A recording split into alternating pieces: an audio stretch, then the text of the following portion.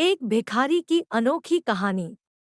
हर दिन एक भिखारी दरवाजे के पास आकर भीख मांगता था और घर का मालिक हमेशा घर के बाहर आते ही उसे देखकर फिर जाया करता। कई बार उसके लिए गालियां भी बकता। वो कहता, तू जिंदा ही क्यों है, पूरी जिंदगी ऐसे ही भीख मांगेगा क्या? धरती का बोझ क्यों बना बैठा है? और कभी कभी उस भिखारी को गुस्से में वह धक्का भी मार दिया करता।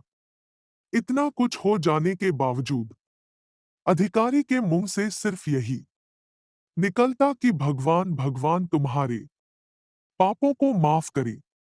एक बार सेठ को धंधे में बड़ा नुकसान होने की खबर मिली। सेठ बहुत परेशान था कि तभी उसके दरवाजे पर वही भिखारी आया। गुस्से में अपना आपा खोते हुए सेठ ने उस भिखारी को पत्थर दे मारा। पत्थर लगने के कारण भिखारी का सर फूट गया और उसके सर से खून बहने लगा। फिर भी दर्द से कराहते हुए भिखारी ने इतना ही कहा, भगवान तुम्हारे पाप को माफ करे।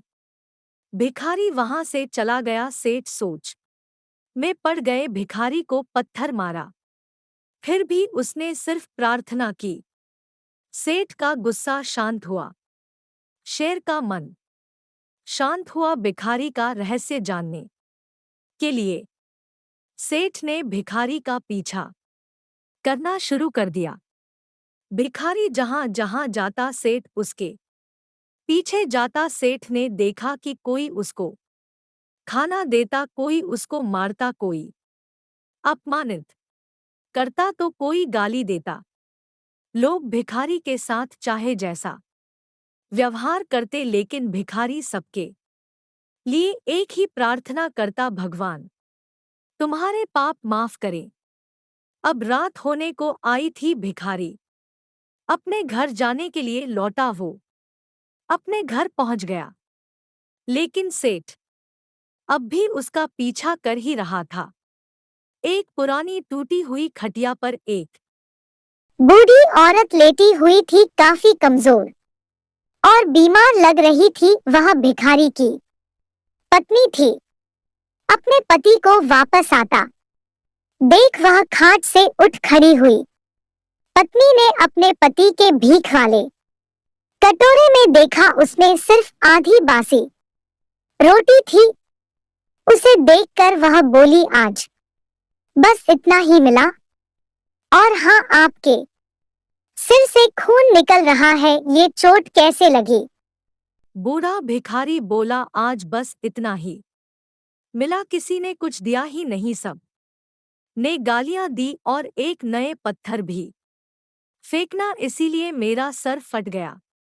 एक गहरी ठंडी सांस लेकर बूढ़ा भिखारी फिर से बोला, यह मेरे ही पापों का फल है। तुम्हें याद है कुछ सालों पहले हम कितने अमीर थे? क्या कुछ नहीं था हमारे पास? हमारे पास हर चीज जरूरत से ज्यादा थी, लेकिन हमने कभी दान नहीं किया।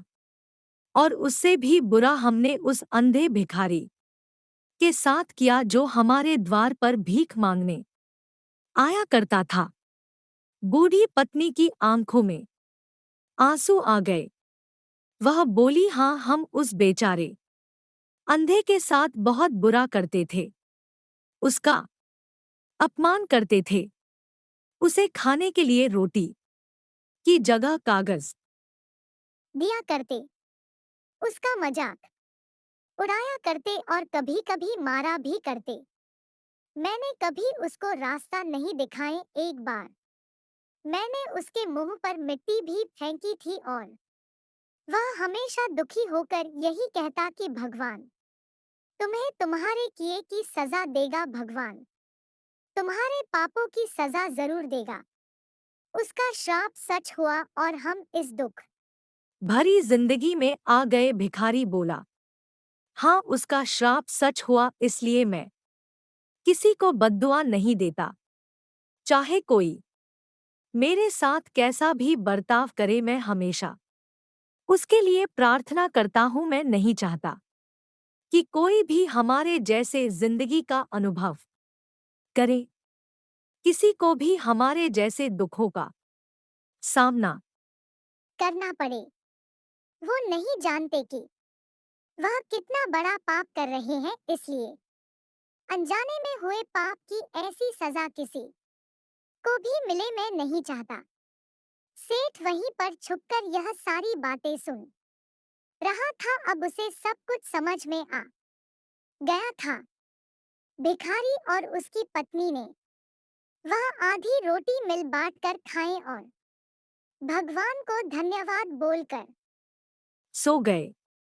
अगले दिन बड़ा भिखारी फिर से भीख मांगने गया। सेठ के घर के पास जाते हैं। सेठ ने पहले से गरम रोटी या उसके लिए निकाल कर रखी थी। उसे देते हुए सेठ विनम्रता से बोला, माफ कर दीजिए बाबा, उसे बहुत बड़ी गलती हो गई।